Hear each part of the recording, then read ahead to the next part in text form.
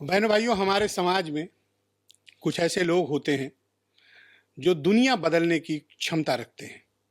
उनकी ज्ञान, समझ, विवेक और समाज को बदलने का जो उनका जज्बा, ये अपने आप में बड़ा अलौकिक होता है।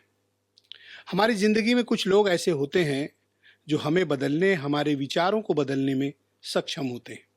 ये वो लोग होते हैं जो हमें गलत और सही का फ़र्क बताते हैं। वो कौन लोग हैं जो हमारी ज़िंदगी में अंधेरे से हमें प्रकाश की मार्ग की तरफ ले जाते हैं, नाकामी से हमें सफलता के मार्ग की तरफ प्रशस्त करते हैं।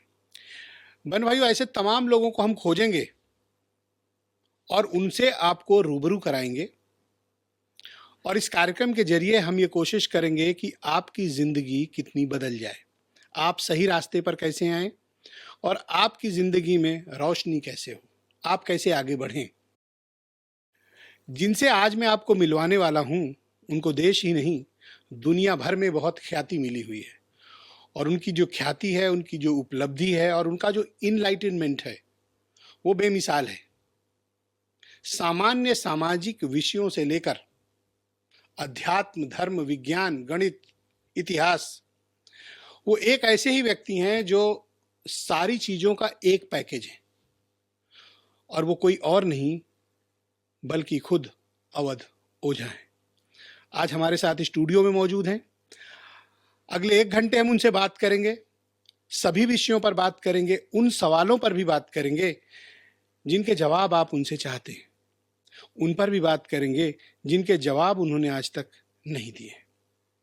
नमस्कार, मैं ब्रजेश मिश्रा हूं और अगले 1 घंटे हम बात करेंगे अवध ओझा से। बहुत शुक्रिया आपका सर, हमें समय देने के लिए। और अच्छा लगा कि आपसे बहुत दिनों के बाद बात हो रही है। जब आपने अपनी शिक्षा शुरू की, उस वक्त क्या विचार आपके मन में थे और शुरुआती दिनों में आपका शिक्षा और इनलाइटन होने के प्रति क्या दृष्टिकोण हुआ करता था?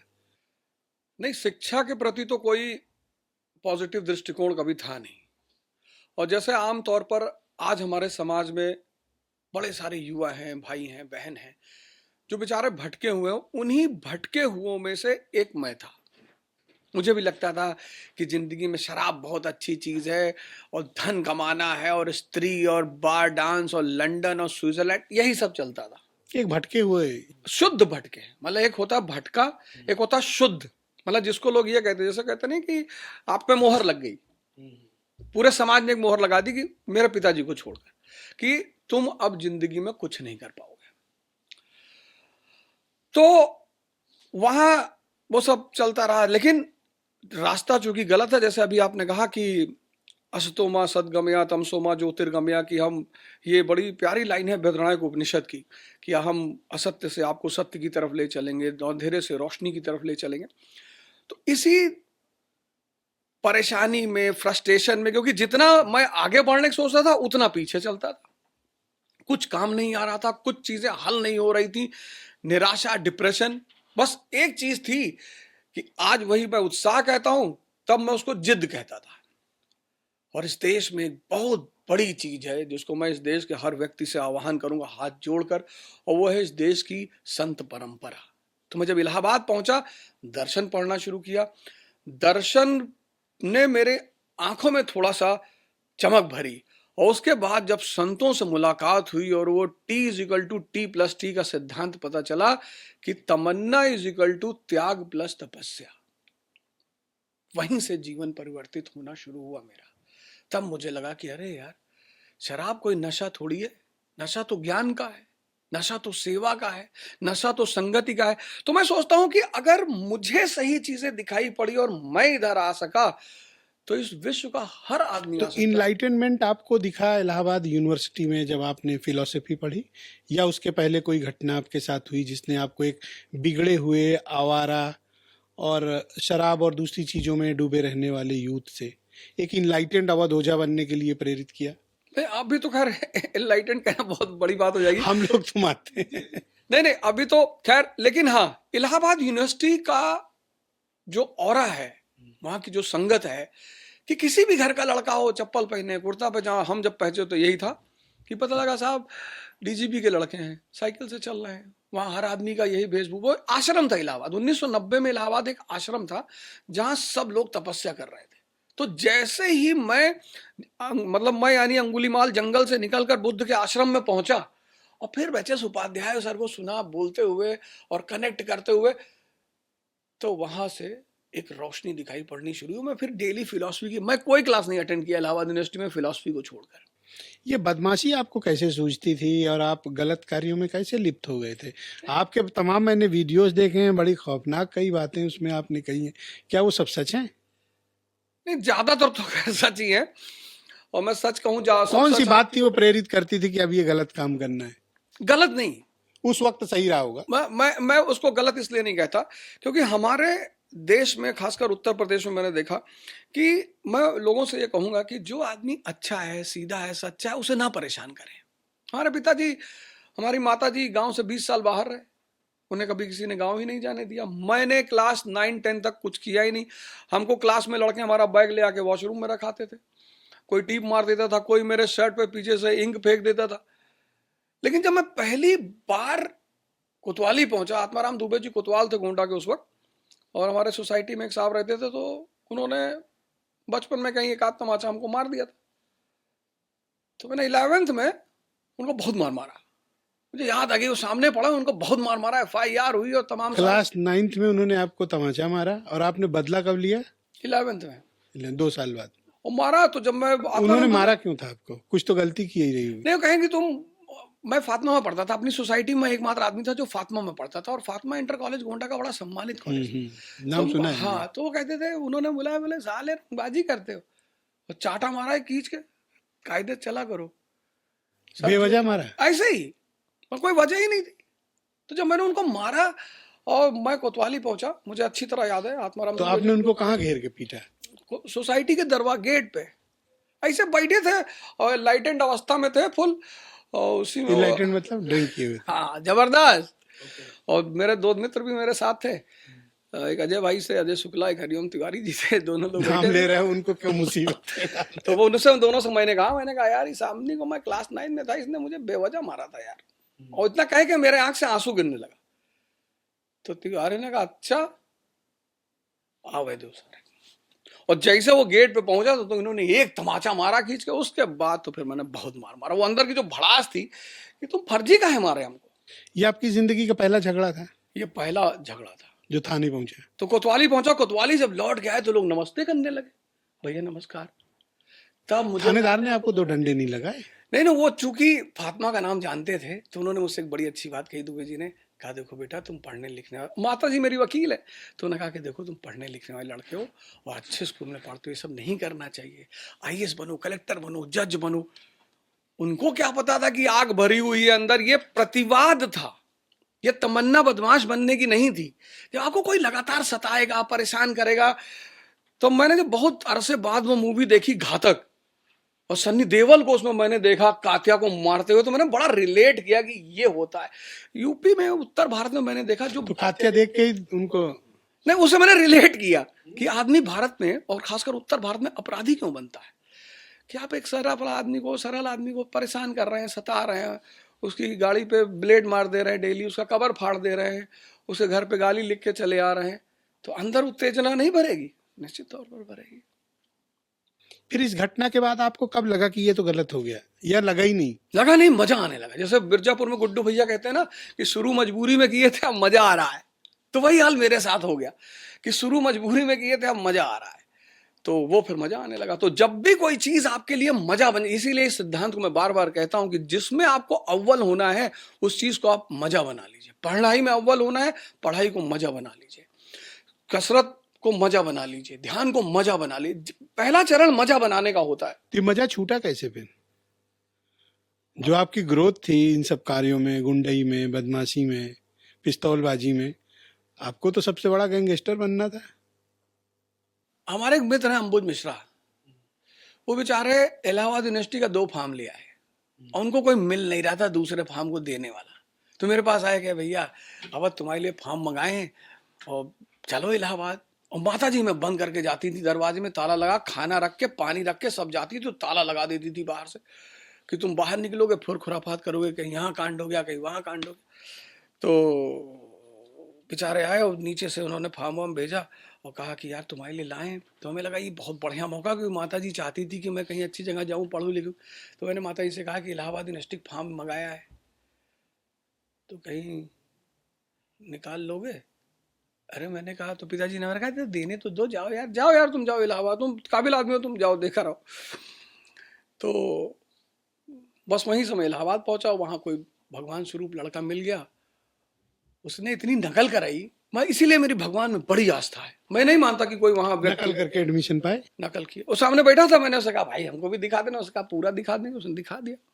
तो टिक कहते, हमको कहाँ पता था कि अकबर मेडिवल में है कि एंसेंट में है कि स्टोन एज में, हमको पता ही नहीं था कुछ। हमको क्या पढ़ाई से काम। इस पोजीशन पे पहुंच के भी इतना बेबाकी से आप सच बोलते हो? इसलिए कि हमारे जो मेरी तरह और भाई, और आज आप चाहते तो छिपा भी सकते थे ये बात। क्या फायदा। मैं अपने आज युवा ज्यादा परेशान है, तो मैं चाहता हूं कि वो भी इस बात को समझे और बाहर निकले। आज 80% हमारा युवा परेशान है, भटका हुआ है, समझ में नहीं आ रहा, माया की तरफ भाग रहा है, मेटेरियलिज्म की तरफ भाग रहा है। भागो मत, तुम शक्ति की तरफ भागो, मेटेरियलिज्म खुद चल कर आएगा। जिसके पास शक्ति है, सूरज, तुम सिर्फ हाइड्रोजन को हीलियम में बदलने की कला सीख लो, न्यूक्लियर फ्यूजन, सब तुम पे जल चढ़ाएंगे। ये मैं चाहता हूं। तो मैं अगर वो छिपा लेता तो फिर उससे कोई फायदा नहीं होता। तो ये जब आपकी जिंदगी में बहुत घोर अंधेरा था, गलत रास्ते की तरफ भी आप बढ़ गए थे, तो वो कौन सा ऐसा क्षण था जिसने आपको लगा कि अब रोशनी की तरफ जाने का वक्त है? इलाहाबाद यूनिवर्सिटी, वहाँ पे मेरा जब एडमिशन हुआ, मैं पढ़ने लगा, वहाँ के लोग मिले, जैसे हमारे एक माइनॉरिटी डेवलपमेंट अफसर हैं विनोद जायसवाल जी हैं, और हमारे कई सारे सीनियर्स हैं। जब मैं इलाहाबाद में रहने लगा तो वहाँ का माहौल ही अलग था। उस माहौल ने बदला आपको? हाँ, तो इसलिए मैं बार बार लोगों से कहता हूँ सत्संग। जैसे मैं कहता हूँ कि आप साल में एक बार गोवा छुट्टी मनाते हैं, अच्छी बात है, जाइए मनाइए। एक बार अपने बच्चों को लेकर किसी आश्रम में चले आइए।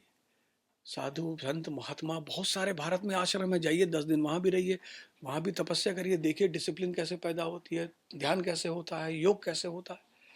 तो वो सत्संग बहुत बड़ी भूमिका अदा करता है। तो फिर इलाहाबाद से आपका आगे का सफर कैसा रहा?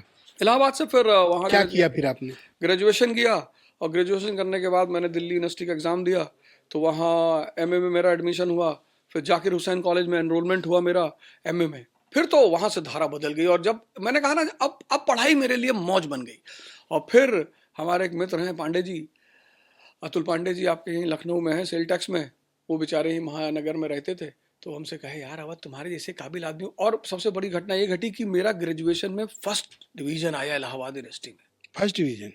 नकल से? नकल नहीं, आपकी बार पढ़ से आया था। वो माता जी हमारी कहीं कि अरे जाने दो। अरे मैंने कहा सीने ठाल में कोई नहीं नकल कर पाता, कहीं अरे तुम किए होगे। पिताजी हमारे कहे नहीं, ये तो बचपन से योग्य है, तुम समझ नहीं पाती हो। तो पिताजी हमारे वो मतलब आपका उत्साह बढ़ाते हमेशा, इसलिए आप पर एतबार था? हाँ, बहुत एतबार था। तो फर्स्ट डिवीजन, तो उन्होंने हमसे कहा यार तुम बहुत काबिल आदमी, तुम आईएएस की तैयारी करो। और वो ऐसा रात भर हमको टॉर्चर किया कि फिर वहाँ से मेरा बन गया। मैं इलाहाबाद से दिल्ली पहुँचा, इलाहाबाद दिल्ली यूनिवर्सिटी में मेरा हो ही गया था जाकिर हुसैन कॉलेज में। और फिर जो है मैं पहुँचा वाजीराम जब पहुँचा तो वहाँ पे तो जो टीचरों से मेरी मुलाकात हुई एक से एक। और खैर वाजीराम के जो संस्थापक हैं मिस्टर PS रविंद्रन, वो तो यूपीएससी कोचिंग के भगवान हैं। वो जब तक जिंदा है उनका पद कोई छीन नहीं सकता। ऐसा? बिल्कुल, उसमें कोई तो संशय ही नहीं। मैं ऐसा सिर्फ मैं ही नहीं बोल रहा हूँ, इस देश में अगर पढ़ने का मेथड है उनके पास, या फिर उनका समर्पण है, या फिर स्टाइल है, या कोई फार्मूला है जो सिर्फ वही डिकोड कर पाए? फार्मूला ये है कि वो चीजों को इतने सामान्य ढंग से समझाना शुरू करते हैं कि बच्चा भी बैठा होगा तो उसको पता चल जाए कि राष्ट्रपति क्या होता है। सामान्य से वो कठिनतम की तरफ आते हैं। वो कठिनतम से शुरू नहीं करते कि बच्चा डर जाए कि ये क्या बताया जा रहा है ना, वो सामान्य से शुरू करते हैं, सिंप्लीफाइड कॉन्सेप्ट को फिर एडवांस स्टेज में लेके जाते हैं। यही उनका श्रेष्ठतम सूत्र है, इसलिए सबसे ज्यादा सिलेक्शन आज तक उन्होंने दिया। तो वही तो आप भी करते हैं कि आप भी सरल से कठिन की तरफ आगे बिल्कुल जी, बिल्कुल। क्या ये वही फार्मूला? एग्जैक्टली, ये वही फार्मूला है। फिर मेरा दूसरा प्रश्न ये है कि ये जो आप इनलाइटनमेंट की बातें करते हैं और विशेष तौर पर इस समय मैं आपको देख रहा हूँ, आप धर्म पर बहुत बोल रहे हैं, विशेष तौर पर यथार्थ गीता पर आप आजकल आपका बड़ा एक शो चल रहा है। तो ये कोचिंग पढ़ाने वाला एक टीचर, यूपीएससी तैयारी कराने वाला एक अध्यापक, ये धर्म के मार्ग की तरफ कैसे, ये कैसे? 1916 में 15 में भारत में एक आंदोलन चला, होम रूल लीग आंदोलन। उसको चलाने में दो लोग थे, एक तो बाल गंगाधर तिलक जी थे और एक एनी बेसेंट थी। एनी बेसेंट जी आई थी भारत में धर्म सुधार के लिए, थियोसॉफिकल सोसाइटी की मेंबर थी। लेकिन जब वो भारत पहुंची, अडेयर में उनका मुख्यालय था, तो उन्होंने जब भारत के माहौल को देखा कि यार यहाँ तो इस वक्त माहौल है राजनीति का, ये तो भारत वाले स्वराज मांग रहे हैं, तो कोई भी व्यक्ति माहौल के विपरीत जब काम करेगा तो उसको मान्यता नहीं मिलेगी। तब उन्होंने क्या किया कि ठीक है, आप सेल्फ रूल मांग रहे हो, हम पहले आपके सेल्फ रूल के लिए लड़ेंगे। तो एनी बेसेंट ने भी होम रूल लीग आंदोलन चलाया, विदेशी महिला होकर, और आई थी धर्म सुधार करने। आज हमारे जो देश का माहौल है वो धर्म का माहौल है। तो मैं इसके माध्यम से ये कहना चाहता हूं कि पाखंड से बचो। अगर ये देश की महानता आप चाहते हो, क्योंकि हिस्ट्री में एक पोर्शन है कल्चर, और कल्चर में एक पोर्शन है धर्म। तो एक तो धर्म मैंने वहां पढ़ा, और दूसरे ये मेरे जो गुरु लोग हैं, स्वामी महाराज अलगनंद महाराज। अब यथार्थ गीता कहती है कि दुर्योधन दूषित धन, अर्जुन धनंजय आत्मिक संपत्ति।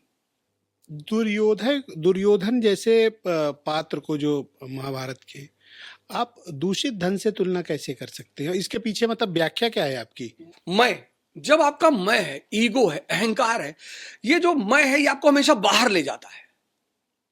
मेरी स्त्री, मेरा मकान, मेरी गाड़ी, और असलियत में मैं है ही नहीं।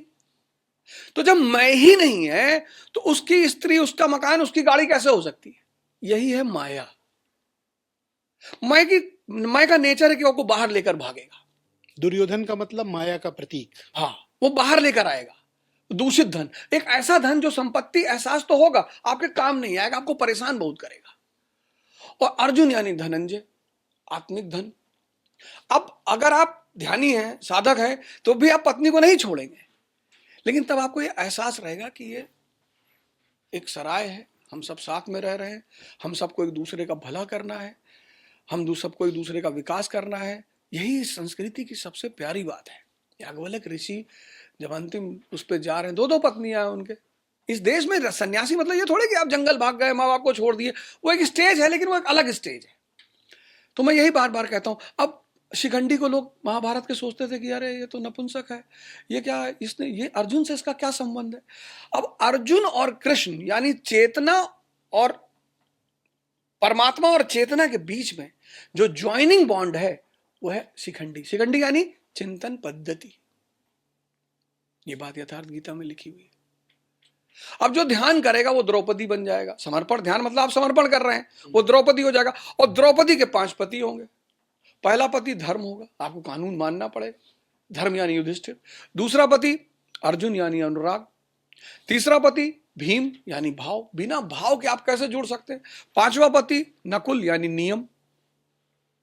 कुछ लोगों की जिंदगी में कोई नियम ही नहीं।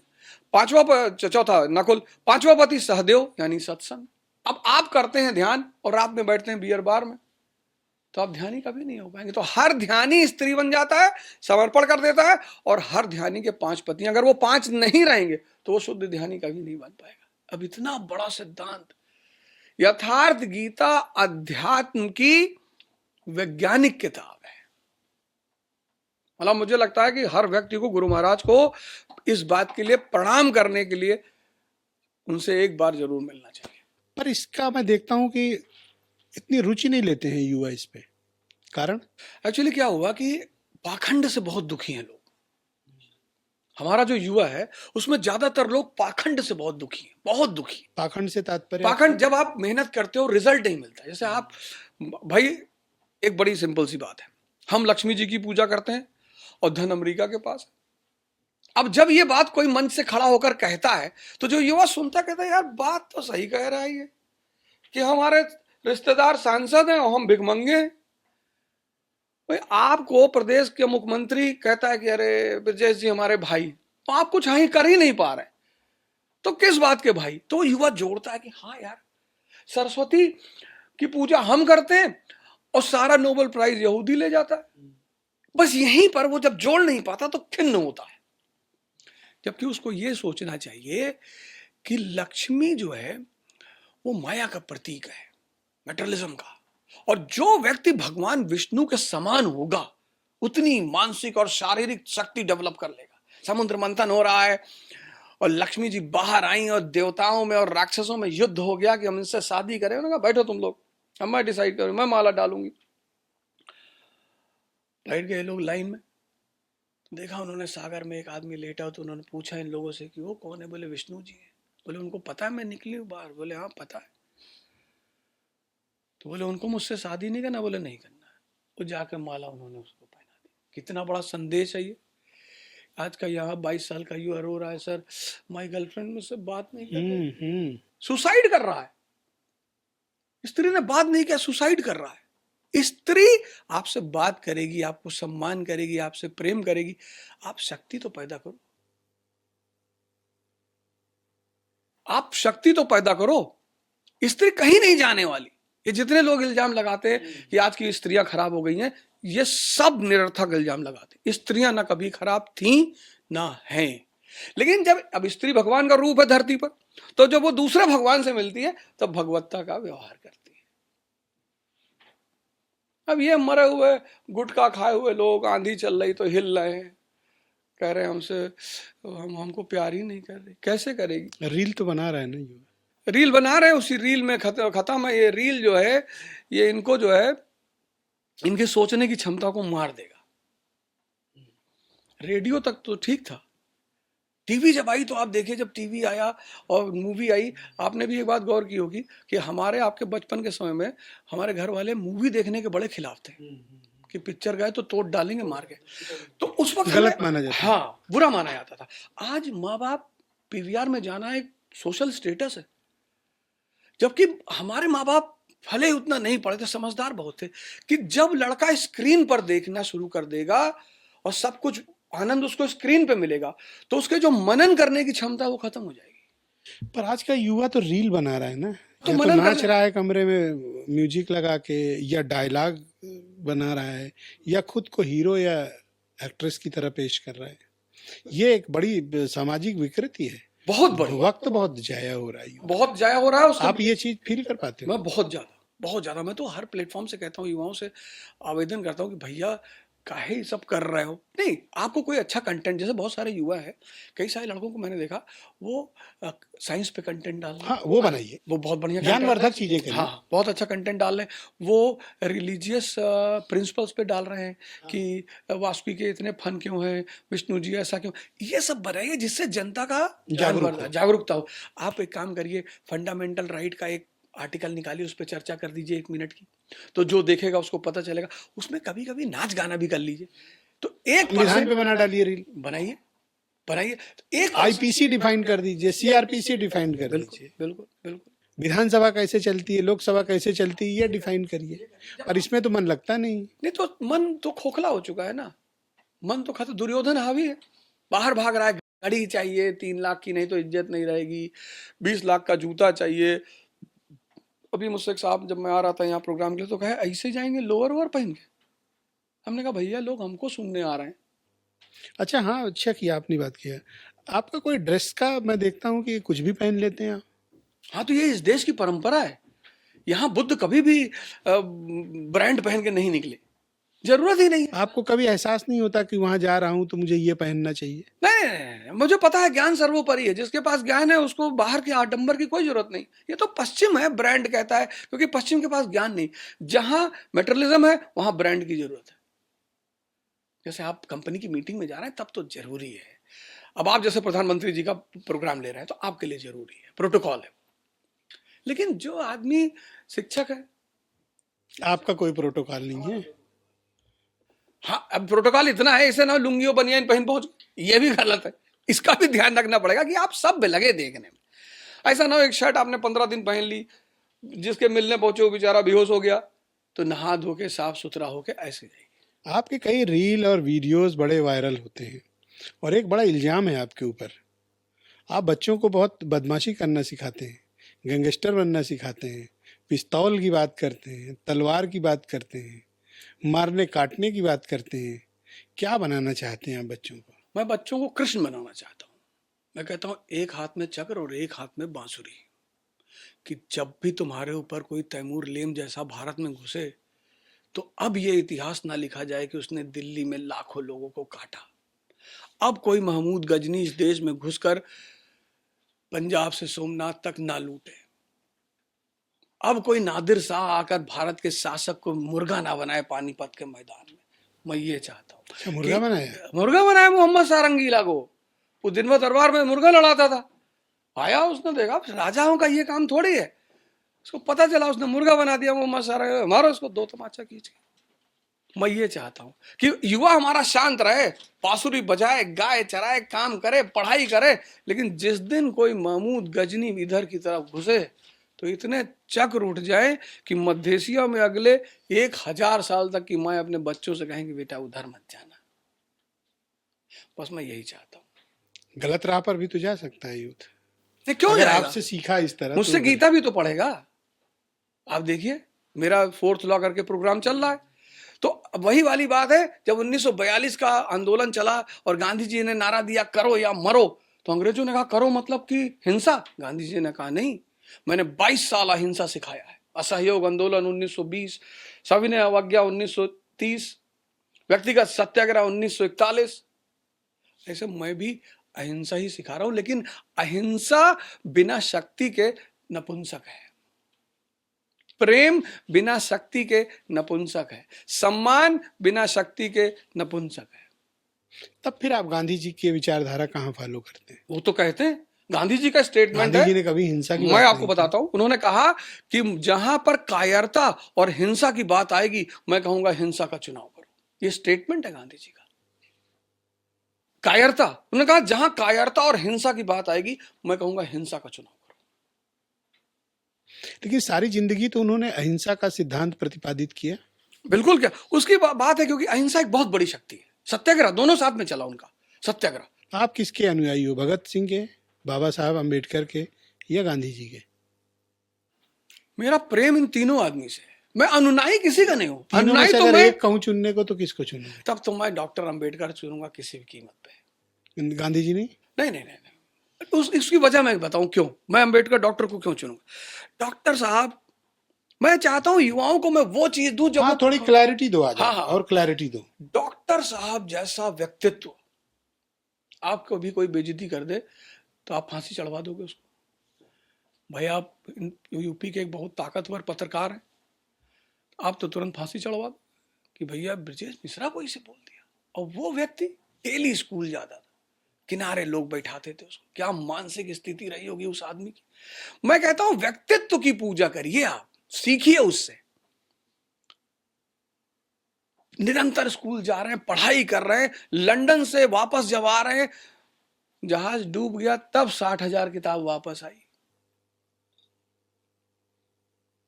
अमेरिका की यूनिवर्सिटी का चांसलर भारत के प्रधानमंत्री को लिख के दे रहा कि बहुत काबिल आदमी है, इसको अपने साथ रखना। हर वो आदमी इस दुनिया में जो परेशान है, उसके लिए डॉक्टर अंबेडकर की एक लाइन अमृत के समान है, शिक्षा शेरनी का दूध है, जो पिएगा वो दहाड़ेगा और कोई नहीं बचा पाएगा। कहाँ पी पा रहे हैं दूध? नहीं पिएंगे कैसे, जब इनको सेल्फी लेनी है। आज के युवाओं को, इनको अपने आत्मगरिमा का सब वही नहीं है, अभिमान ही नहीं है कि मैं इंसान। हाँ ठीक है भाई, कोई बड़ा आपके सामने खड़ा है, आप उससे प्रणाम कर लीजिए। बॉलीवुड के स्टार को देख लें तो लेट जाए, ये नेता देख लें तो इनका कोई गरिमा ही नहीं, इनके अपना कोई आत्मसम्मान ही नहीं कि मैं सन्यासी हूं, मैं साधना के पाथ से गुजर रहा हूं, मुझे साधना करना है ही नहीं। इजी सक्सेस चाहिए, नहीं है ही नहीं। अगर इजी सक्सेस का सिद्धांत होता तो कम से कम राजा दशरथ राजा है, अपने बेटे को तपस्या नहीं करने देते। और राम चलिए मान लेते हैं वनवास गए कैकेयी माता की वजह से, तो लवकुश को जंगल में क्यों रखा? वहां तो कोई कैकेयी नहीं थी, लेकिन लवकुश को जंगल में रखा। और लवकुश बड़े होकर हनुमान जी को बांध दे रहे हैं, क्यों? क्योंकि कोई सिद्धांत ही नहीं है महान बनने का, त्याग और तपस्या। शिक्षा का जो सिद्धांत बाबा साहब ने दिया, आपको लगता है कि इस समय का यूथ उस सिद्धांत का पिछले 70 सालों में, मैं तो बल्कि कहूँगा, क्या पालन करता दिख रहा है? क्या हम शिक्षा की तरफ इनलाइटनमेंट हो रहे हैं? अभी आपने यहूदियों का जिक्र किया शिक्षा के क्षेत्र में, मैं सहमत हूँ आपसे कि वो शिक्षा के स्तर पर वो बहुत जागरूक है, बहुत इनलाइटेंड है। हम क्यों ऐसा नहीं बन पाए? हमने शिक्षा का जो मूल सिद्धांत था, मैकाले आया, उसने शिक्षा का पैरामीटर रखा नौकरी, क्योंकि उसे हमें नौकर बनाना था। नौकर मानसिकता का आदमी आजादी के बारे में कैसे सोचेगा? इसी उद्देश्य को लेकर वो आया था कि भारतीयों को सर्विस दो, पढ़ाओ सर्विस देने के लिए। जब एजुकेशन नौकरी के लिए की जाएगी, वो संस्कृति, वो समाज, वो देश कभी महान बन ही नहीं पाएगा, क्योंकि नौकर मानसिकता का आदमी बड़ा कैसे सोच सकता है? यहूदियों को क्या है? E is equal to E, education is equal to enlightenment. शिक्षा यानी मन को जागृत करना है, जिंदा करना है, और एक जिंदा मन नौकरी भी कर सकता है, कोई बात नहीं, अच्छी बात है। एक जिंदा मन नौकरी कर सकता है, वो अच्छा व्यापारी बन सकता है, वो अच्छा अधिकारी बन सकता है, वो अच्छा आईएएस बन सकता है, मंत्री बन सकता है। तो जो शिक्षा का बेसिक पैरामीटर है, परसेंटेज, अभी आप देखो कोटा में कितनी आत्महत्या करते हैं। हाँ, बहुत दुखद है वो तो। है? क्यों? क्योंकि माँ बाप प्रेशर डालते हैं। और माँ बाप बेचारे क्यों डालते हैं? समाज में चारों तरफ वही हो रहा है। अब वो छोटे, आपके लखनऊ में 3 महीना पहले एक लड़के ने उसकी माँ ने उसको सुबह 3 बजे उठाया, एग्जाम था, और उसकी माँ ने उठाया, वो बेचारा उठा, उसने कागज में लिखा सॉरी मम्मा, फांसी लगा के मर गया। लेकिन आप यहूदियों का इतिहास देखें तो बहुत दुख, तकलीफ और संघर्ष से भरा हुआ है। एक ऐसी कौम जिसके पास अपना देश तक नहीं था, अपनी जमीन तक नहीं थी, उस कौम ने कैसे इतनी तरक्की कर ली? हाँ, उस कौम को एक बात समझ में आ गई कि जितना, उदाहरण के साथ आप बताइए बताएंगे, इसको। जितना कष्ट मिलेगा उतनी अंदर से ताकत पैदा होगी। आप देखिए, कई कई बार आप वीडियो देखते होंगे कि उत्तराखंड में माइनस टेम्परेचर में एक योगी ने स्नान किया। ताकत ही तो है अंदर।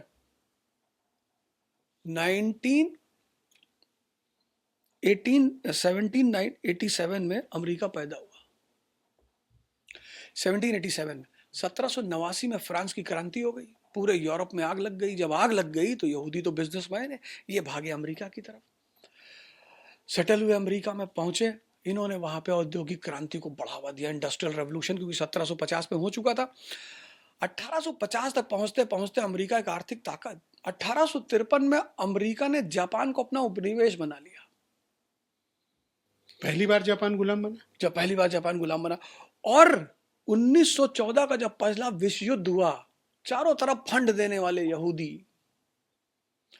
1926 में अमेरिका ने सबसे पहले दान बांटना शुरू किया। 1945 तक अमेरिका, यहूदी पूरी दुनिया की एक आर्थिक ताकत, स्टेप बाय स्टेप काम किया उन्होंने। पहले अपने आप को सामाजिक ताकत बनाया, आर्थिक ताकत बनाया। आज दुनिया में 3 यहूदी भगवान के समान माने जाते हैं, एक आइंस्टीन, एक कार्ल मार्क्स, एक सिगमंड फ्रॉइड। सिगमंड फ्रॉइड ने यहूदियों को बताया कि तुम्हारे पास एक बड़ी करामती चीज है, मन। अगर तुम उसे समझ गए तो उस शक्ति का तुम उपयोग कर ले जाओगे। कार्ल मार्क्स ने कहा, साम्यवाद, पूंजीपतियों से कहा कि ज्यादा शोषण मत करो, नहीं तो ये एक हो जाएंगे। शोषण एकता का आधार है। शोषण करो, बीच बीच में ब्रेड मक्खन भी खिलाते रहो, हफ्ते में 1 दिन छुट्टी भी दे दो। लेकिन आप पश्चिम से बहुत असहमत कई बार मुझे दिखते हैं। लेकिन एक विरोधाभास ये है कि आप उदाहरण और बनने के लिए उन्हीं के जैसा आप प्रेरित करते हैं। जैसे कि मैंने नेपोलियन वाला आपका एक वीडियो देखा। आप पश्चिम की आलोचना तो करते हैं, लेकिन पश्चिम के विचारों को यहाँ के युवाओं तक पहुँचाना भी चाहते हैं। मैं चाहता हूं कि बुद्ध और आइंस्टीन का समागम हो जाए भारत में। हमारा जो युवा है वो अंदर से आध्यात्मिक और बाहर से भौतिकवादी। सोचिए आप, कितना महान देश बनेगा ये, जिसको आचार्य रजनीश ने कहा जोरबा द बुद्धा। जोरबा क्या है? एक भौतिकवादी इंसान है। किसी भी भौतिकवाद की चीज को कार, अब हम फिर से तांगा पे चलेंगे। अब हमें आपके ऑफिस आना था तो कार से ही आना था, बात करनी है तो मोबाइल इस्तेमाल करेंगे। तो जब हर चीज को हम उपयोग में ला रहे हैं तो विरोध कैसा? जापान की सबसे बड़ी ताकत यही है। जापान दुनिया में कहीं भी कोई अच्छा घटना घटेगी वो उसे आत्मसात कर लेगा। वो ये 1867 में जब उनकी एजुकेशन पॉलिसी आई, इंग्लिश कंपलसरी कर दिया उन्होंने। हमारा युवा आज तक इंग्लिश बोलने के लिए तरस रहा है। 35 साल में इंग्लिश स्पीकिंग कोर्स करता है जब दिल्ली पढ़ने जाता है, तब कैट काउ बफेलो ये सब सीखता है। तो मैं ये चाहता हूं, ब्लेंड ऑफ स्पिरिचुअलिज्म और मटेरियलिज्म। यूरोप का वो कौन सा ऐतिहासिक पात्र है जो अवध ओझा को बहुत आकर्षित करता है और आपको लगता है कि इस पात्र ने दुनिया को बहुत कुछ दिया, या सीखने की जरूरत है, या उसकी गलतियों ने दुनिया को बदला? Abraham Lincoln. यूरोप का तो नहीं है, वेस्ट का है। वो आदमी, उसकी कहानी थोड़ा बहुत डॉक्टर अंबेडकर से मिलती है। 1860 में जब वो तमाम सारी उस आदमी का जीवन पूरा चुनौती है, और पूरी मैं तो कहूंगा हर युवा को 4 आदमी को पढ़ना चाहिए, कलाम साहब, अंबेडकर जी, गांधी जी और अब्राहम लिंकन, क्योंकि इन चारों की जिंदगी चुनौती के सिवा कुछ आई नहीं। और तमाम चुनौतियां सहने के बाद जब वो आदमी अमेरिका का 60 में राष्ट्रपति बनता, सिविल वॉर हो जाता है। उसका दोस्त आके कहता है कि तुम इतिहास में खलनायक के रूप में जाने जाओगे, और उसने कहा कभी नहीं, मैं सब खत्म कर दूंगा। उसके सिद्धांत जीवन के बहुत क्लियर थे। उसको एक बात पता थी कि revolution, revolt and movement can succeed only by a strong inside support and outside support. दोनों तोड़ दिया उसने, और अमेरिका के इतिहास में एक ऐसी कहानी लिख दी जो आज तक जब इतिहासकार पढ़ते हैं तो सोचते हैं ये कैसे हो गया भैया। क्योंकि सब कहते थे या तो स्लेवरी बचेगी या फेडरेशन बचेगा, उसने स्लेवरी खत्म करा के फेडरेशन बचा लिया। मेरे लिए पात्र इसलिए माने नहीं रखता कि वो किसी जाति का है या धर्म का है। मेरे लिए पात्र इसलिए माने, जैसे प्रभुराम को मैं बहुत मानता हूँ। मैंने देखा आप अयोध्या में, तो आपको देखा? बिल्कुल, मैं प्रभुराम को बहुत मानता हूँ, और प्रभुराम सबके हैं। ये तो इस देश का आदमी समझ ही नहीं पा रहा है। सबको जाना चाहिए, वाजिद के राम है, रज्जब के राम है, रहीम के राम है, तो उसमें तुलसीदास के भी राम है। हम सब मिडिल क्लास के विभीषण हम ही को देख के तो बोला कि नाथ न रथ नहीं तन पद त्राणा, कह विद जीता वीर बलवाना। यही बात मेरे एक दोस्त ने मुझसे कही कि ना तुमको कायदे से फिजिक्स आए, ना केमिस्ट्री आए, ना हिस्ट्री आए, ना ज्योग्राफी आए, तुम कैसे आईएएस बनोगे? तब भगवान राम ने जवाब दिया कि धीरज सौरज तहिरथ चाका, धैर्य से, शौर्य से, सत्यशील दृढ़ ध्वजा पताका। तो सूत्र है रामचरितमानस, किसी का ग्रंथ थोड़ी है, सूत्र है। सूत्र है मानव को श्री से प्रभु बनाने का। बस ऐसा ही व्यक्तित्व मुझे भाता है, जैसे आपका व्यक्तित्व है। आपने भी यही श्री राम वाली यात्रा की और निरंतर कर रहे हैं। बस ऐसे आदमी जहां मुझे दिखाई पड़ते हैं कि जिन्होंने आसमान में छेद करने का व्रत ले रखा है कि हम तो करेंगे। लेकिन आप अपने वीडियोस में इस्लाम के ग्लोरिफिकेशन पर बहुत बातें करते हैं, तो आपकी ये बात और आपके जो वीडियोस वायरल होते हैं उसमें विरोधाभास दिखता है। इस्लाम का ग्लोरिफिकेशन तो, और आरोप भी बहुत लगते हैं आपके ऊपर, ऐसे खतरनाक स्टेटमेंट आते हैं। पढ़ते हो स्टेटमेंट आप? कभी रिप्लाई पढ़ते हो आप? मौलाना अवध ओझा, हाँ। इस्लाम का ग्लोरिफिकेशन हर आदमी करेगा जिस दिन मुसलमान इस्लाम को समझ जाएगा। एक छोटी सी बात आपको बताता हूँ। मुसलमानों पे एक आरोप लगता है कि यार ये तो बहन नहीं मानते किसी को, इनके में तो रिश्तों का संबंध ही नहीं है, इनके लिए तो भाईजान मतलब दिन में भाई रात में जान। अबे कितना गंदा आरोप है मुसलमानों पे। इस्लाम मतलब जिसके पास ईमान है उसके लिए दुनिया की सारी औरतें माँ के समान है, उसको रिश्ते की क्या जरूरत है? आज तक किसी मुसलमान ने आपको ये बात बताई? नहीं। मुंह झुका के से बैठ जाते हैं कि बताओ यार हमको गाली दे रहा है। अरे तो उठ के जवाब दो, समझाओ। क्या समझाओ? कि जिसके पास ईमान है, नियत जो अंदर से शुद्ध है, उसके लिए सारी औरतें माँ के समान है। उसको क्या जरूरत है सबको बहन बनाने की? इसकी कोई जरूरत है? आप बताइए, आप इतने सारी महिलाओं से मिलते हैं, सबका सम्मान नहीं करते हैं? कोई जरूरत है सबसे बहन बनाने की? तो जब आप अंदर से सबका सम्मान कर रहे हैं, इज्जत कर रहे हैं, तो क्या रिश्ते की कीमत है? मुसलमान जवाब ही नहीं दे पाता। इस समय इस्लाम और मुसलमान कहाँ पर खड़े हुए? इस्लाम जिस तरह तो का वातावरण है, वो आप क्या एनालिसिस करते हो इसका? इस्लाम तो उतनी ही ऊंचाई पे खड़ा है जितनी ऊंचाई पर वो शुरू में था, और कभी नीचे नहीं आएगा, कभी नहीं। क्योंकि इस्लाम एक रिफॉर्म रिलीजन है। जितने तत्कालिक रिलीजन की कुरीतियों थी उस पर प्रहार किया इस्लाम ने, किसी से कोई दुश्मनी नहीं निभाई। ये बहुत गलत आरोप। हाँ, मुसलमानों के मैं खिलाफ बोलता हूं ये उल्टी सीधी हरकत करते हैं। हजरत अली, युद्ध चल रहा है, एक आदमी के सीने पे कूद के बैठते हैं, निकाल के खंजर मारने के लिए, वो उनके मुंह पे थूक देता है। जब वो थूकता है, वो खंजर अंदर रख लेते हैं। क्यों? मार भी तो सकते थे। हाँ, उसने कहा क्या हुआ? उसने कहा तुमने मेरा मन विचलित कर दिया। मेरा मन आज तक कभी विचलित नहीं हुआ था, तुम्हारे थूकने से मेरा मन विचलित हो गया, अब मैं तुम्हें नहीं मारूंगा। अरे उसने कहा गलती कर रहे हो। बोले क्या सिद्धांत रहा होगा? मिस्र का एम्बेसडर हजरत उमर से मिलने आया, खलीफा जमीन पे सो रहे हैं पत्थर की तकिया बना के। अरे उसने मिस्र की तलवार ले आके उनके कदमों, बोले ये भैया खलीफा, इतनी ईमानदारी, यहां देश में गांव का प्रधान 4 फॉर्च्यूनर से चल रहा है, वो खलीफा से कपड़े फटे हैं, उसके ईद में अब खरीदने के लिए, अपने बच्चों के लिए कपड़ा खरीदने के लिए पैसा नहीं। वो जाके अपने खजांची से खलीफा कहता है कि यार कुछ पैसा उधार दे दो तो मैं अपने बच्चों के लिए ईद में कपड़ा खरीद लूं। तो खजांची कहता है कि इसकी गारंटी दो कि तुम पैसा वापस करने के लिए जिंदा रहोगे। तो कहा यार मौत की तो कोई गारंटी नहीं है, तो नहीं दिया। ये है इस्लाम। ये इस्लाम नहीं सर तन से जुदा, सर तन से जुदा। तुम आदर्श बनो कि लोग तुमको सलाम करें। इज्जत कमाई जाती है, ली नहीं जाती। कुछ चीजें आप दुनिया में ले नहीं सके। मैं सबसे कहूं मैं टीचर हूं, मुझको सलाम करो, तो घर आएंगे सब। ये बात मुसलमान भूल गया, ये बात हिंदू भी भूल गए। भाई विवेकानंद अमेरिका गए तो कोई, भारत उस वक्त सुपर शक्ति था। भाई बिल क्लिंटन भारत आए तो अमेरिका सुपर पावर था, तो लोगों ने फूल बरसाए, माला बरसाए। जो गुलाम भारत का आदमी अमेरिका जा रहा है, वहां लोग उसका पैर छू रहे हैं। क्यों? क्योंकि उसके अंदर की महानता है, रोशनी है। ये बात इनको समझ में ही नहीं आ रही। तो आप क्या बताना चाहते हो भारतीय मुसलमानों को कि उनको खुद में क्या बदलाव करने की जरूरत है? भारतीय मुसलमानों को एक तो अपने पैगंबर को कायदे से पढ़ना चाहिए, सबको, सुनी सुनाई बातें नहीं, सबको। क्यों तलवार उठाई? तलवार उठाई तो भाई मोहम्मद साहब ने तलवार उठाई, तो गुरु गोविंद सिंह ने भी तो तलवार उठाई। जब दुनियावी शासक फेल कर जाते हैं तो पैगंबरों को तलवार उठाना पड़ता है। जैसे हमारे योगी जी हैं,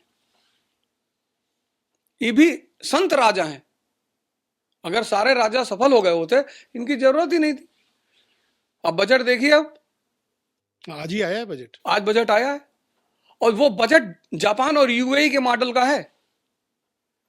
किसी भी राज्य का राजा अगर इंफ्रास्ट्रक्चर और कानून और शांति स्थापित कर देगा, ट्रेड अपने आप बढ़ेगा। अर्थव्यवस्था की रिक्वायरमेंट 2 ही चीज है। एक आप बजट देखिए, 4000 मेगावाट सोलर प्लांट, 31,500 मेगावाट की बिजली सप्लाई, आगरा मेट्रो, ये मेट्रो, मथुरा मेट्रो, पूरा इंफ्रास्ट्रक्चर सेंटर में लेके चल रहे हैं। और जो है किसान, बाबा जी का लॉ एंड ऑर्डर में 4 दिन पहले बोल ही चुके थे कि बदतमीजी करोगे तो राम याद दिलाएंगे।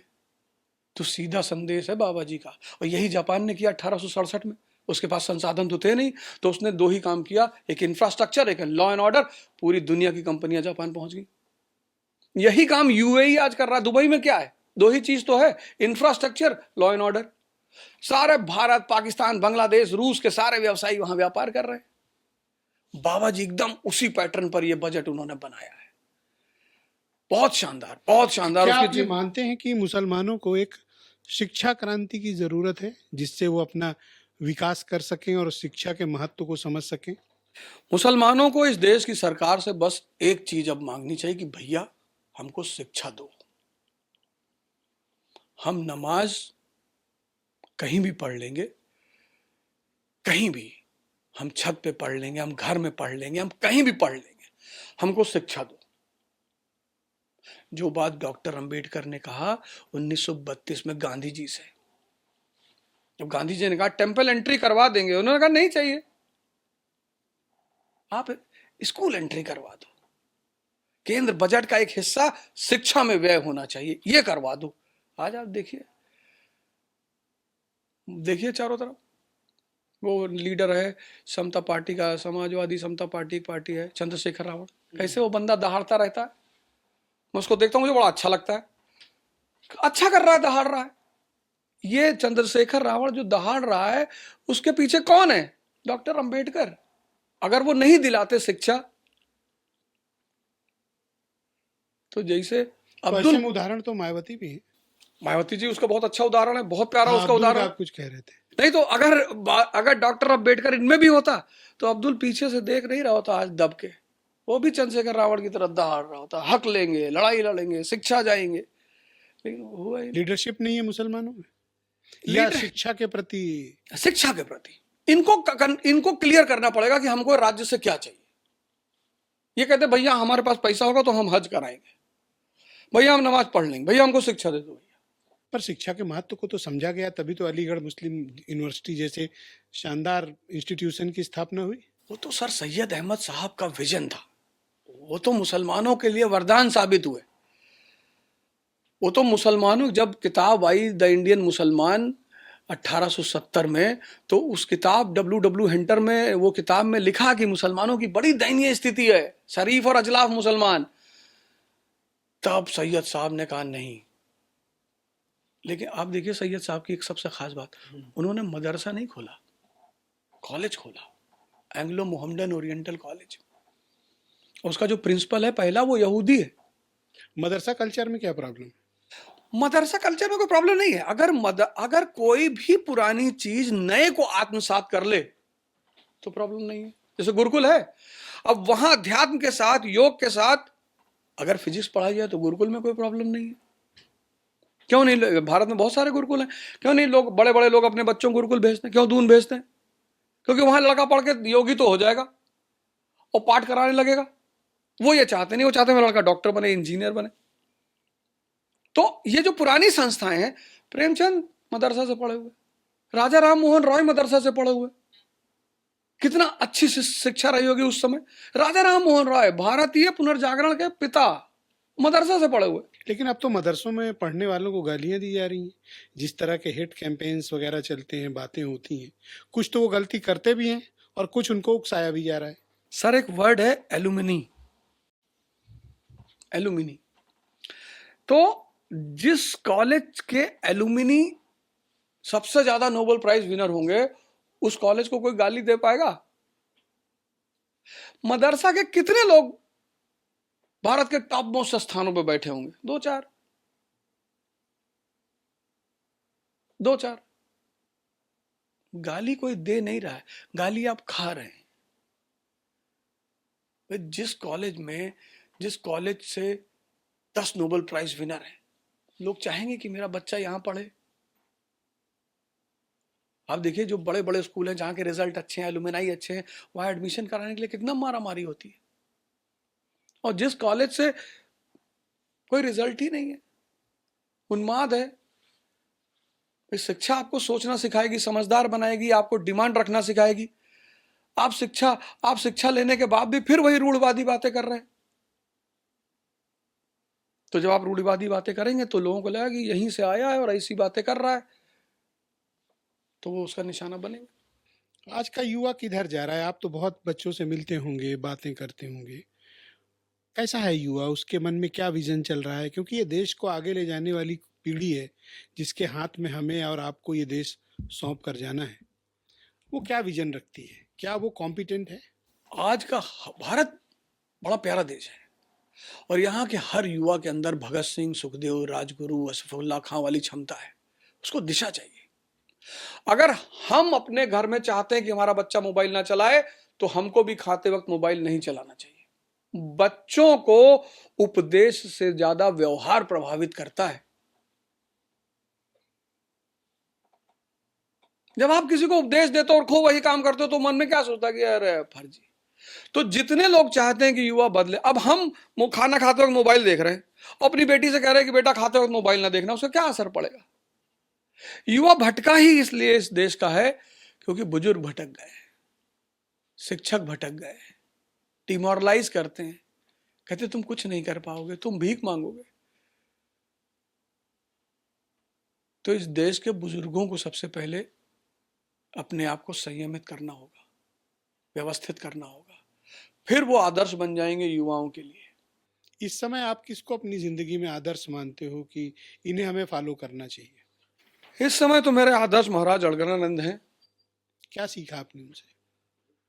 मैंने उनसे बस यही सीखा कि जीवन परिवर्तन करने के लिए टेम्परेचर बढ़ाना पड़ेगा, और जितना तापमान बढ़ता जाएगा उतना जीवन बदलता जाएगा। आप खुद क्या बनना चाहते हो जिंदगी में? नहीं, मैं कुछ नहीं बनना चाहता। बस अब जो परमात्मा बना दे, पता नहीं कल सांसद बना दे, मान लीजिए, कह रहा हूं, ऐसा थोड़ी है कि वो जो बना दे। क्या बना?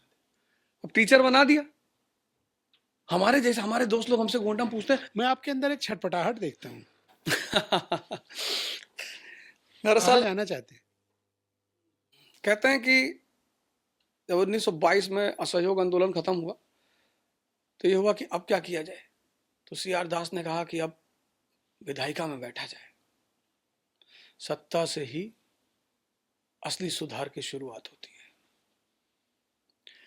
बस कुछ ऐसा मैं भी सोच रहा हूं। चुनाव आ रहा है। आ रहा है, परमात्मा चाहेंगे तो लड़ूंगा। अब ये मत पूछिएगा कहां से लड़ना है। ख्वाहिश है? जी बिल्कुल बिल्कुल, एकदम ख्वाहिश है। क्या करेंगे संसद जाके? संसद अगर चले गए तो जो अधूरा काम लोहिया जी छोड़ आए थे, और डॉक्टर अंबेडकर जी का काम बचा हुआ है, नेहरू जी की कुछ तमन्नाएं बची हुई हैं, पटेल जी का कुछ सपना बचा है, बस उन्हीं पर काम करने की कोशिश करेंगे। जैसे लोहिया जी कहते थे, शिक्षा, सीताराम राज्य, पुरुष स्त्री सब बराबर का अधिकार, समान का अधिकार, महानता, पाकिस्तान को मित्र राष्ट्र बनाया जाना, लोहिया जी का सबसे बड़ा सपना था। पर आपकी जो विचारधारा है, आप जैसे लोगों को राजनीति में भी कहाँ स्पेस मिल पाएगा? सर स्पेस कहाँ देते हैं लोग, बनाना पड़ता है। एरिस्टोक्रेसी वैसे भी जो सर्किल बना के रखती है उसमें जल्दी किसी को जाने नहीं देती, लेकिन लोग मुझे प्यार करते हैं तो हो सकता है अंदर बुला लें कि भैया आ जाओ। ये शिक्षा, कोचिंग, UPSC, इन सब से मन भर गया? नहीं नहीं सर, इनको तो मैं कभी नहीं छोड़ूंगा।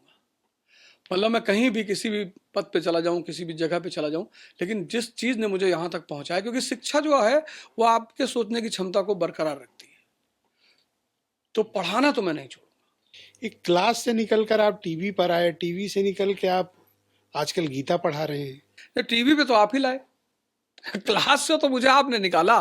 मैं तो टीचर आदमी, शिक्षक आदमी, मुझे क्या पता। वो तो आपने क्लास से निकाला, अवधनामा कराई, टीवी का चेहरा बना दिया। अब तो सभी बुलाते हैं, ये टीवी, वो टीवी, फलाना टीवी। अच्छा, बुलाते हैं? हाँ हाँ, अब तो सब लोग बुला रहे हैं। क्या लेकिन कहते हैं? अरे सोचा जी हमारे यहाँ एक प्रोग्राम कर लिए, एक कार्यक्रम हमारे यहाँ कर दिए, लेकिन टीवी पर लाने वाले हमें तो आप ही, और कल सदन में भी आप ही पहुंचाएंगे। नहीं, आपको जरूर पहुंचना चाहिए। आपके जो विचार हैं, आपको पहुंचना चाहिए सदन।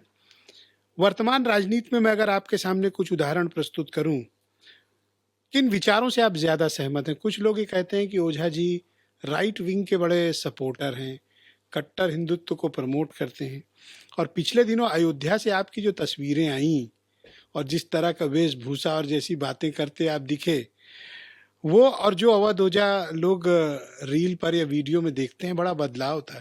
एक कट्टर हिंदू दिख रहा था आपके भीतर। नहीं नहीं नहीं, आपने अगर गौर किया होगा, नहीं, अगर आपने गौर किया, भगवा ओढ़े और भगवा लगाए और माला वाला धारण किए, मैं तो हतप्रभ था कि जब सूर्य उगता है तो उसका रंग भगवा होता है। अंधकार के बाद जो पहली रोशनी की चलक उठती है वो भगवा होती है। भगवा बड़ा प्यारा रंग है। भगवा किसी रंग किसी पार्टी का नहीं है, किसी धर्म का नहीं, किसी जाति का नहीं है।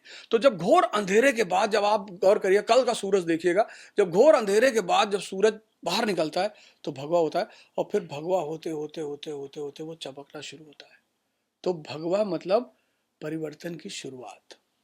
ये आपके परिवर्तन की शुरुआत है, हमारे भी और इस देश के लोगों के भी और सबके परिवर्तन की। क्योंकि सबको मैं कहता हूं कि आप सब भगवान राम से, आप क्यों, आपका भगवान राम से क्या, आप श्री और प्रभु वाला फॉर्मूला सीख लीजिए। अगर आपका जिंदगी किसी, भाई आप बताइए, जब किसी को हार्ट की प्रॉब्लम होती है तो वो देखता है कि डॉक्टर मेरी जाति का है? नहीं देखता। जब कोई IAS की तैयारी करने जाता है तो वो देखता है डॉक्टर मेरे धर्म, टीचर मेरे धर्म का? नहीं देखता। तो आप क्यों देख रहे हैं? जो आदमी आपके जीवन को बदलने की क्षमता रखता है, उसके पास सूत्र है, आप ले लीजिए, बदल लीजिए, फिर उसको थैंक यू बोल दीजिएगा। यही चुनाव लड़ने के लिए तो भगवा नहीं। नहीं नहीं नहीं नहीं नहीं, चुनाव लड़ने आप ही के चैनल पे पहना था, बाकी तो कहीं पहना। कई जगह दिखे मैं। हाँ नहीं, मैं लेकिन भगवा मैं आप ही के चैनल पे पहुंचा। वो मेरा मतलब एक मंशा थी कि वहीं बैठ कर मैं भगवा ही पहनूं और सुमिरन करें। और सुमिरन करें। अपने अतीत की अब याद आती है? अतीत की जो याद आती छोड़कर है, गोंडा से आए थे। याद आती है, और जब याद आती है तो मेरी साधना बढ़ जाती है। शुक्रिया जो भगवान के लिए, धन्यवाद। साधना बढ़ती है या फिर दिमाग में कुछ लोड होने लगता है? हाँ, लोड भी होने लगता है, कभी कभी पश्चाताप भी होता है। कुछ चीजें हैं जिनको मुझे लगता है नहीं करना चाहिए था, पर हो जाता है वो। इसीलिए मैं लोगों से अब गीता में कहता हूँ कि आप ये मत चिंता करें कि आप पाप कर रहे हैं, आप अज्ञानता में जो काम कर रहे हैं, कोई बात नहीं, जिस दिन आप जागेंगे वो सब चीजें अपने आप छूट जाएंगी। पिस्तौल पकड़ी कभी? ऐसे खिलौने वाली पकड़ी है, जैसे खिलौने उलौने की होती है उस तरह से पकड़ी है। बाकी तो लाइसेंस मैं आपसे कह रहा हूँ दिलवा दीजिए एक, जो है तो मैं रख लूँ। आपका वीडियो इतने खतरनाक होते हैं, आपके हाथ में क्या होना चाहिए? नहीं, मैं तो आप देखिए वीडियो का आपके साथ बैठा हूँ, मैं कितने शांति से बैठा हूँ। तो जब अहिंसावादी सोच का आदमी शस्त्र अपने पास रखेगा तो वो तभी निकालेगा जब शिशुपाल उसके सामने होगा, वरना वो नहीं निकालेगा। पता नहीं मुझे ऐसा क्यों प्रतीत होता है कि आप कालीन भैया पंकज त्रिपाठी बड़े प्रभावित हैं, और ऐसा लगता है जिसने ये फिल्म बनाई है या जो वेब सीरीज बनाने वाला है वो भी अपना सर पकड़ के बैठा है कि इतना तो मैंने भी नहीं सोचा था जितना ये अवध ओझा।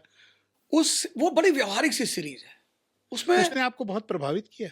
बहुत प्रभावित तो मैं नहीं हूँ, या उसकी मुझे बड़ा अच्छा लगा। गुंडई और नहीं, पिस्तौल जैसे इसने प्रभावित किया? जैसे कालीन भैया है, राजा के सारे गुण उस आदमी के अंदर है।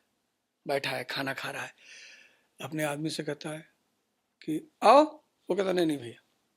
तो उसका बेटा पूछता है, कहता है कि आप उसको भी तो बुलाते हैं खाने के लिए? कहता है मैं बुलाता हूँ, लेकिन वो मेरी अपनी मर्यादा समझता है। उसको पता है कि कहाँ पर रिश्ता बनाना। जब मुन्ना से वो कहता है कि देखो तुम आखिर उनकी बेटी से प्रेम भी तो करते हो। कहता पापा अगर प्रेम पे जाएंगे तो आपको पता नहीं किसको किसको अपनी बेटी का बहू, अपने घर का बहू बनाना पड़ेगा। कहता सत्ता व्यापार, इसका एक अद्भुत संबंध है। जब मुन्ना उससे कहता है, जब वो दूल्हे को गोली मार देता है और मुन्ना कहता है कि पापा हमारा कट्टों का व्यापार है, एक दो गोली चल भी जाए तो क्या फर्क पड़ता है। क्या डायलॉग देता है, कहता है बेटा कल हम अगर कोठा खोल ले तो तुम घघरा पहन के नाचोगे। 24 आवर वो आदमी जागृत है। पहलवानी जब करा रहा है, एक तरफ नेताजी का कैंडिडेट लड़ रहा है, एक तरफ मुन्ना का कैंडिडेट लड़ रहा है, उसको पता है कि नेताजी को कष्ट नहीं देना है, तो इशारा करता पहलवानों के गुरु की तरफ कि मुन्ना के कैंडिडेट को हराओ। क्या बात है। अभिमान नहीं, इंटरेस्ट जीवन का परम सिद्धांत। सर आप माफिया कल्चर से प्रभावित व्यक्तित्व लग रहे हैं। ये संस्कृति है भारत की। यहाँ जो हथियार नहीं लिया उसको लोग भगवान ब्रह्मा जी का मंदिर बताइए, पुष्कर में एक है, वहां कोई जाता ही नहीं। कभी आपसे किसी ने कहा कि मेरी तमन्ना एक बार ब्रह्मा जी का दर्शन कराऊं? किसी ने नहीं कहा। ये संस्कृति है इस देश की, ये इस देश की संस्कृति है। इसीलिए मैं योगी जी को बहुत मानता हूं। क्या करें, उनकी मजबूरी है, वो जानते हैं इस संस्कृति को। आज योगी जी का संतों की भाषा बात करने लगे कि भाइयों आप लोग अपराध ना करें। कौन सुनेगा? लोग हमसे कहते हैं ये मुख्यमंत्री तुम्हारा यूपी का बदमाशों की तरह बात करता है। नहीं, भगवानों की तरह बात करते हैं। ये देखो बेटा, बदतमीजी मत करना, क्योंकि बांसुरी तो हाथ में है ही है, चक्र भी है। जरूर ये संस्कृति है, वो इस देश की संस्कृति है। क्या जरूरत थी शिशुपाल को भरी सभा में गाली देने की?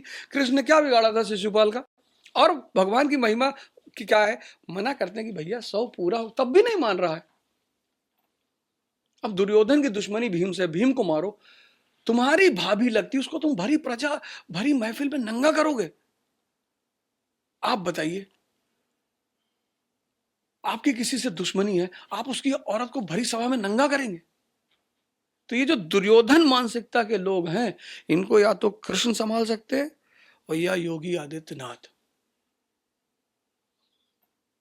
बाकी इनको कोई नहीं संभाल सकता। ये संस्कृति है। और डेमोक्रेटिक वैल्यूज, आईपीसी, सीआरपीसी, संविधान, वो सब बची रहेंगी भय से। जहां भय है वहां डेमोक्रेसी बची है। अब जैसे अमेरिका है, वहां के लोग पढ़े लिखे, तो वहां शिक्षा से डेमोक्रेसी बची, क्योंकि सब जानते हैं कि हमारा कानून क्या है। जैसे दुबई में है, भय है, आप एक बार रेड लाइट क्रॉस कर जाइए 10,000 दिरहम फाइन है। वहां भी देखिए भय से सब कुछ चल रहा है। आप दुबई का कल्चर देखिए, मैंने वहां देखा, वही भारतीय जो यहाँ पे किसी भी साइड गाड़ी घुमा देते हैं, किसी भी लेन में, वहां वो मुझसे कह रहा, मैं उससे कह रहा हूँ, दानिश भाई मेरे एक दोस्त है, लेन में चला रहे हैं। यहां वो लेन ऑन क्रॉस करा करके उल्टा एक्सप्रेस वे में उल्टा चल रहे हैं 5 किलोमीटर। मैंने कहा गुरुजी एक्सप्रेस वे है, कोई आ जाएगा तो खत्म। अरे कुछ नहीं, वहां वो लेन में चले। तो मैंने उससे पूछा कि यार दानिश एक बात बताओ, तुम लेन में चलो, कहीं यार 10,000 दिरहम भाई ने 10,000 दिरहम यानी 2 लाख रुपया। तो बाबा ये बात समझते हैं, ये आदमी या तो 10,000 दिरहम पे चुप रहेगा और या 10 डंडा पे। तो चॉइस देते हैं कि मानना डेमोक्रेसी है, पढ़ के तो आप मानोगे नहीं, तो या तो दिरहम से मान लो और डंडा से मान लो। संसद में जाओगे कि साधु बनोगे? संसद में जाके साधु बनेंगे। दोनों चाहिए? चाहिए नहीं, मैंने कहा ना परमात्मा बना ही रहा है धीरे धीरे। अब मैं कुछ नहीं करता, जैसे लोगों को लगता है मैं ये कर रहा हूँ, मैं वो कर रहा हूँ, मैं ऐसा कर रहा हूँ, मैं कुछ करता ही नहीं, क्योंकि जो मैं चाहता था वो कभी हुआ नहीं। मैंने कभी सोचा नहीं इलाहाबाद यूनिवर्सिटी में पढ़ेंगे। मैं तो बहराइच गया था, वहां पढ़ता था, वहां मेरा नाम लिख गया था किसान डिग्री कॉलेज में। फिर मैंने सोचा था ग्रेजुएशन कर लेंगे, फिर लॉ कर लेंगे, फिर इलाहाबाद लखनऊ हाई कोर्ट में बैठेंगे, ठेकेदारी होगी, चुनाव लड़ा जाएगा, ये सब सोचा। वो सब कुछ हुआ नहीं। इलाहाबाद यूनिवर्सिटी में पढ़े, सिविल की परीक्षा दिए और आईएएस के कोच बन गए। अगर टीजीटी उजीटी करके कहीं स्कूल में पढ़ाते तब भी लोग मान लेते, आईएएस की परीक्षा कोच बन गए। तो ये सारी जो चीजें घट रही है ये सिर्फ गुरुओं की वजह से हो रही, संतों की वजह से घट रही है, प्रभु के आशीर्वाद से घट रही है। अब आपसे मार्गदर्शन किसी छात्र को, छात्रा को, यूथ को चाहिए हो पढ़ाई कंटिन्यू करने के लिए, तो उसके पास इस वक्त अब क्या ऑप्शन है? आप उसे कहाँ मिलेंगे? मैं उससे लखनऊ मिलूंगा, भारत समाचार आया करो। एक तो मैं यहाँ आता ही रहता हूँ, तो यहाँ पे अपने एक पर्ची वो मतलब कुछ कार्यक्रम करते हैं, कोई कोचिंग इंस्टीट्यूट में जाते हैं, कहीं ऑनलाइन है, कहाँ बच्चे आपको ढूंढे? रे अवध ओझा मेरा चैनल है, तो यूट्यूब पे चैनल है, उस पे मैं पढ़ा रहा हूँ। और गीता तो खैर ले रहा हूँ, बाकी कोर्स भी सारा उसी पे कर रहा हूँ। मेरा एक ऐप है अवध ओझा ऐप, उस पे क्लासेस चल रही है। फ्री है या कुछ चार्जेस भी करते हैं? 1100 रुपये। आप दूसरों के लिए कहते हैं कि लक्ष्य निर्धारित करो, खुद मेरा लक्ष्य मेरा गुरु निर्धारित कर रहा, लक्ष्य तो है ही है, लेकिन अब मैं किस मतलब अड़गड़ानंद जी? हाँ, अड़गड़ानंद महाराज जी, वो कह देते हैं कि ये करना जी, करना है। तो उनका शिष्यत्व तो प्रदान प्राप्त कर लिया? उन्होंने ही नाम दिया गीता स्वामी। अच्छा, जो नाम दिया उन्होंने ही दिया, आपको गीता स्वामी नाम दिया? गीता स्वामी नाम दिया। मैं 2 साल पहले गया, मिर्जापुर में थे वो, सक्तेशगढ़ में, तो आशीष बाबा ने कहा रहे हो ओझा जी आए हैं जो गीता बांटते रहते हैं, कहे आओ आओ गीता स्वामी आओ। तो मुझे बड़ा आश्चर्य हुआ। मैंने कहा गीता स्वामी? तो बाबा जी, आशीष बाबा ने हमसे कहा भैया आज बहुत बड़ी बात हो गई, मास्टर जी आपको गीता स्वामी कह दिए। और भगवान के मुंह से कोई बात निकली है तो उसका कोई अर्थ रहा होगा, यही अर्थ है। अब तो आप गीता पढ़ा रहे हैं आजकल? गीता पढ़ा रहे हैं, तो वो आदेश था, वो उसका पालन हो रहा है। अंत में एक बात और पूछनी है, इस देश के युवाओं को कुछ कहना चाहते हैं, उन्हें कुछ संदेश देना चाहते हैं भारत के बदलाव के लिए? 1% मोटिवेशन और 99% मेहनत का सिद्धांत अपना लीजिए, कोई रास्ता है नहीं। जिस दिन 3 बजे सुबह उठना आनंद बन जाए, और बनेगा। पहले दिन कष्ट है, दूसरे दिन कष्ट है, तीसरे दिन कष्ट है, 30 दिन कष्ट, 31वें दिन 3 बजे उठना आनंद। जो युवा कष्ट को आनंद बना ले जाएगा, वो नरेंद्र मोदी बन जाएगा, वो मुलायम सिंह यादव बन जाएगा, वो मायावती जी बन जाएगा, वो ये सब सामान्य घर के लोग, वो ब्रजेश मिश्रा भी बन जाएगा। आपने कितनी बड़ी दूरी तय की है, आप बताइए। आप तो इसके श्रेष्ठतम एग्जाम्पल है। आपने भी कितनी लड़ाइयां लड़ी, कितना संघर्ष लड़ा, कितना दंश झेला, झंझावत, साइक्लोन, और आप बैठे रहते हैं ऐसे। तो आपने भी तो कष्ट को आनंद बना लिया, बस वही सिद्धांत है, और कोई है नहीं। तो मोटिवेशन आप सुनिए 1%, जो आपको अच्छा लगे, जो व्यक्ति आपको, ऐसा नहीं मेरा सुनिए, आपको जो अच्छा लगे आप उसको दिन में एक बार सुन लिया करिए। जैसे कई सारे शिवानी दीदी हैं, क्या बोलती हैं वो, शानदार, और वो पर्सनली वैसी हैं जैसे वो दिखाई पड़ती हैं। शिवानी दीदी हैं। आप जो है प्रेमानंद महाराज को सुन लीजिए। हम तो आपसे कहेंगे, वो तो अद्भुत हम तो आपसे कहेंगे एक शो आप उनके साथ करिए। आपके साथ चलिए जी बिल्कुल, और आपके साथ चल के हाँ, एक शो आप उनके साथ करिए। तो प्रेमानंद महाराज जी को एक दिन में एक बार सुन लीजिए। तो मैं कहूंगा इन लोगों को सुनिए जरूर, क्योंकि ये सब जागृत व्यक्ति हैं, ये सब नेक्स्ट लेवल लोग हैं, ये सामान्य लोग नहीं है। ये सिर्फ मोटिवेशन का काम नहीं करते, ये आपको सूत्र भी बीच बीच में बताते रहेंगे। तो शिवानी दीदी को सुन लीजिए, पंडित श्री रविशंकर जी को सुन लीजिए, वो आचार्य प्रशांत जी हैं, बड़ा जबरदस्त, मतलब मैं तो बड़ा उनसे खुश रहता हूँ। तो इन कुछ ऐसे हैवी वेट लोगों को सुनिए जो अपने अंदर में गहराई रखते हैं, और फिर 1% मोटिवेशन और 99% मेहनत, खड़े होके पढ़िए। जहां आपका मन गए, स्त्री की याद आए, खड़े हो जाए। जहां कष्ट वहां मन कंट्रोल, यही फायदे। बहुत युवा हमसे कहते हैं सर मन नहीं कंट्रोल हो रहा। एक पैर पे खड़े हो जाइए, कंट्रोल ना हो तो बताइए, भूखे रह के पढ़िए, मन कहीं भागेगा ही नहीं। जो आप बनारस जाते हैं घाटों पे तो देखते हैं बाबा कांटे पे लेटा हुआ है, वो जादू नहीं दिखा रहा है, उसको सिद्धांत पता आ गया है, क्योंकि वो सुमरन कर रहा है और मन भाग रहा है। तो उस मन को रोकने के लिए वो कांटे पे लेटा हुआ, शरीर मन से कर आप भागो, नहीं भाग सकता। बस यही इस देश के युवा से कहना चाहेंगे। आपका बहुत बहुत धन्यवाद, आपने अपना बहुत कीमती वक्त निकाला, और इस कार्यक्रम में आपने कई ऐसी बातें भी बोली हैं जिसमें आपको कुछ गालियां भी पड़ेंगी, तो यार बिल्कुल बिल्कुल बिल्कुल। और बहनों भाइयों, आप सबका भी धन्यवाद। और अगले एपिसोड में किसी और ऐसी शख्सियत के साथ आपको रूबरू कराएंगे जिन्होंने समाज को बदला है, देश को बदलने का प्रयास किया है, और सबसे महत्वपूर्ण बात, भारत की वर्तमान और आने वाली पीढ़ी को अच्छा हिंदुस्तान देने की पहल की है। आप सबका बहुत शुक्रिया, धन्यवाद, नमस्कार।